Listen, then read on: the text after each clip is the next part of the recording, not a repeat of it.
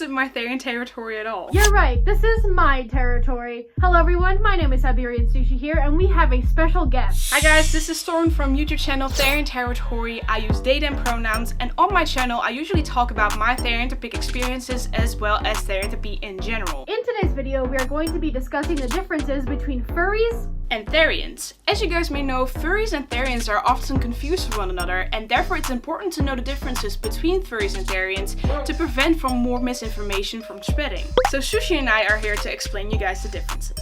Therianthropy means you identify as a non-human animal on a non-physical level, usually with a spiritual or psychological connection. I think it's important to say that you can be both a furry and a Therian. Being a Therian and being a furry is in no way related to one another. That means that you can be both a furry and a Therian, but it also means that you can only be a furry without being a Therian, and that you can be a Therian without being a furry. Like me, for example. I'm a Therian, but I'm not a furry. And for me, I'm a furry, but I'm also a Therian. However, the communities are totally separate. Furries are also generally not ultra-human unless they really claim to be so. Like, there are exceptions of furries deeming for their furry side to be something ultra-human. But generally, that's not necessarily Therianthropy. Without further ado, let's jump right into it. Starting off, being a furry is a choice. You choose to be part of the fandom. You choose to buy a fursuit. And you choose to be part of the community and engage with the furry fandom. Being a Therian, however, is not a choice. It is an involuntary experience. One does not randomly become a Therian. They cannot decide to be a Therian. Usually people find out that they are a Therian because they have experienced Therianthropy throughout their lives. Being a furry is also a hobby. Again, going back to the choice, it is a choice to have this hobby. It is a choice to dress up as a giant animal and to make videos on TikTok.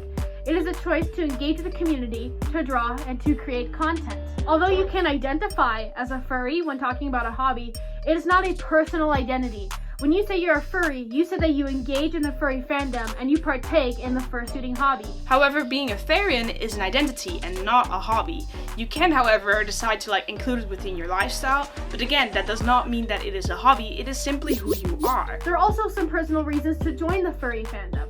Maybe you want to be accepted for who you are because the furry fandom is one of the most open communities there are out there. Maybe you read too many Warrior Cats books, or maybe you like creating anthropomorphic OCs. For a Therianthrope, the reason behind their Therianthropy is usually because of a spiritual or psychological connection. So either you feel as if your Therianthropy comes from something spiritual, like a past life, or a different dimension, or anything like that, maybe a misplaced soul, or you feel as if your Therianthropy can be explained through psychological factors, such as imprinting, traumatic events through life, or simply being grown up with that animal, etc. Being a furry is also voluntary. At any moment, I can choose to take off, I can choose to take off the fursuit. I can choose to disassociate from the fandom, and I can choose to leave if I so wish. Being a Therian, on the other hand, is entirely involuntarily. It is something that you simply cannot help. You cannot randomly decide to become a Therian or stop being a Therian, for example. It will always stay within your life. To some, it can be compared to a condition such as synesthesia, for example. It is something that sometimes makes you face certain struggles and that might have some mental side effects, for example. So it's not always fun either. A persona is an OC or original character. You can choose to make it a part of yourself. Maybe it's a furry version of yourself. Maybe it's a cooler version of yourself, different parts of yourself, or maybe just a cool character that you like to connect with. You can choose to make art of your persona or make them into a fursuit and cosplay as them. As a Therian, you identify as a specific animal or as a specific clade or a specific family of animals. This is called a Theritype. Your Theritype is you, meaning that it doesn't have a specific personality that is different from yours that you suddenly feel like being. No, it's entirely you, just in another form of species. When furries are online and engaging in the community, we do choose to identify ourselves as our persona. For example, you guys know me as Sushi, and I might know somebody else by their persona online. We are not our persona. As hard as that may be, it is totally different. Your persona is an anthropomorphic character. Sure, you can have feral personas, but they're anthropomorphic in the way that they think like humans. They have human emotions, they can talk, they can walk, they can comprehend.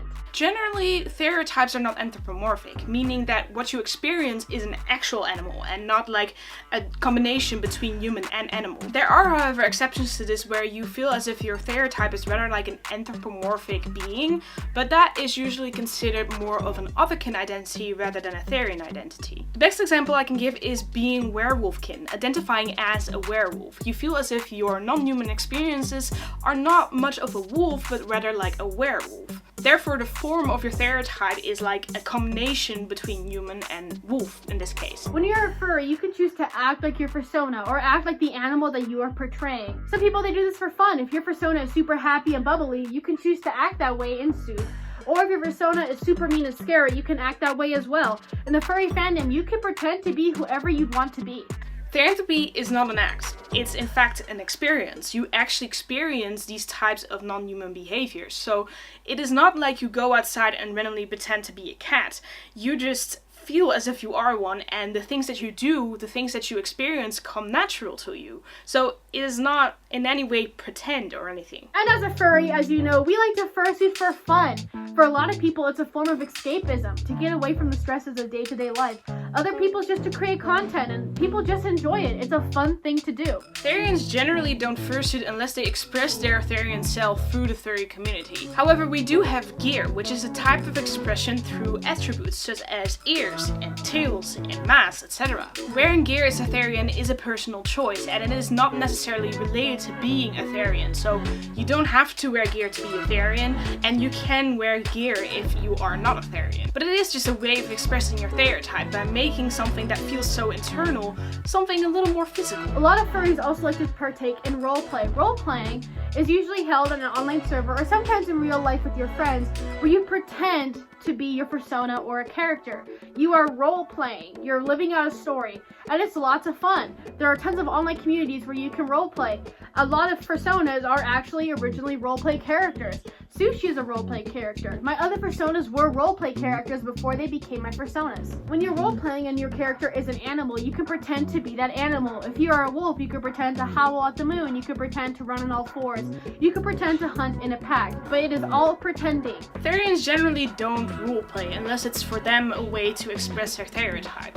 However, we do have something that is called shifts, where you suddenly feel a little more animal on whatever level you experience. You can have a mental shift where you suddenly think a little more like your stereotype, or you can have some type of phantom limb going on where you suddenly feel as if you have a tail while it's not actually there. Those are all shifts, but those are not voluntarily in any way, and it's definitely not roleplay. It's just a therianthropic experience, just like any other. And that'll wrap it up for today's video. If you would like to see more content from me, please hit the subscribe button and the little bell icon, and comment down below what you would like to see next. Definitely go follow Thorn and check out their channel. All their links will be in the description. They're an amazing, wholesome person, and their content is really educational and really enjoyable. Well, I think I've done my job, so it's time for me to go back to my Therian territory. If you want, you can follow me there and check out my channel. And I'll be seeing you guys in my Therian territory in the next video. Bye! And I'll see you later, Thorn. Shout out to Bear Sinith, Coffee House K9, Danny Volpone, and PJ Sandwich for joining my Patreon. If you guys join my Patreon, you guys get a bunch of cool things, early and exclusive access to videos, to bloopers, to updates, as well as a special channel in my Discord server where we do game nights, movie nights, and we basically just chill. A lot of people in my Discord server are really nice. If you want to join normally, link is also in the description. If you guys join my top tier, the Tiger Roll tier, you guys get free art from me monthly. Alright guys, that'll be all for this video, and I love you all to bits. Mwah! Goodbye!